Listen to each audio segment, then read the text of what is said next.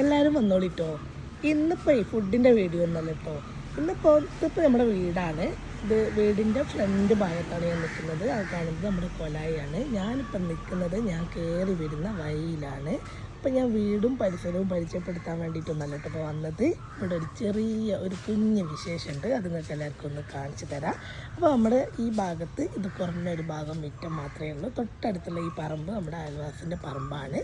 ഈ പറമ്പിൽ ഇതാ നല്ല അത്യാവശ്യം വലിയൊരു മാവുണ്ട്. ആ മാവിൻ്റെ മുകളിൽ വലിയൊരു കടന്നൽക്കൂട് വന്ന് നിൽക്കുന്നുണ്ട്. അപ്പോൾ നമ്മൾ ഇത്രയും കാലം നമ്മുടെ രാത്രി സമയങ്ങളിൽ, അതായത് പകൽ ഇതിനെ കൊണ്ട് വലിയ ബുദ്ധിമുട്ടൊന്നും നമുക്കില്ല കേട്ടോ.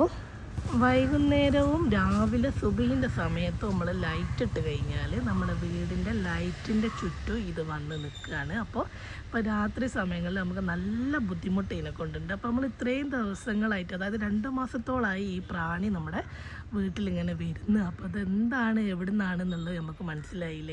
ഇപ്പോൾ ഒരു 10 ദിവസത്തോളമായി ഈ കൂട് നമ്മൾ കണ്ടിട്ട്. അപ്പോൾ ഇത് ഇത്രയും, അതായത് ഒരാഴ്ചത്തോളം ഇത് തനിയെ എങ്ങോട്ടെങ്കിലും കൂട് മാറിപ്പോകുന്നുള്ള ഉദ്ദേശത്തിൽ നമ്മൾ നിന്ന്, പക്ഷേ ഇത് നിൽക്കുന്നില്ല. ഓരോ ദിവസം കഴിയുന്നതിനനുസരിച്ച് ഈ കൂടിൻ്റെ സൈസ് വർദ്ധിക്കല്ലാതെ വേറൊന്നും കാണുന്നില്ല കേട്ടോ.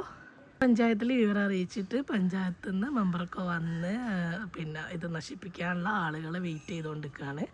അപ്പോൾ നമ്മളെ പ്രദേശവാസികളൊക്കെ ഇത് കാണാൻ നമ്മളെ വീട്ടിലെത്തുന്നുണ്ട്. അപ്പോൾ ഞാൻ നിങ്ങൾക്കും കൂടി ഇതൊന്ന് കാണിച്ചു തരാൻ വിചാരിച്ചിട്ട് എടുത്ത വീഡിയോ ആണ്.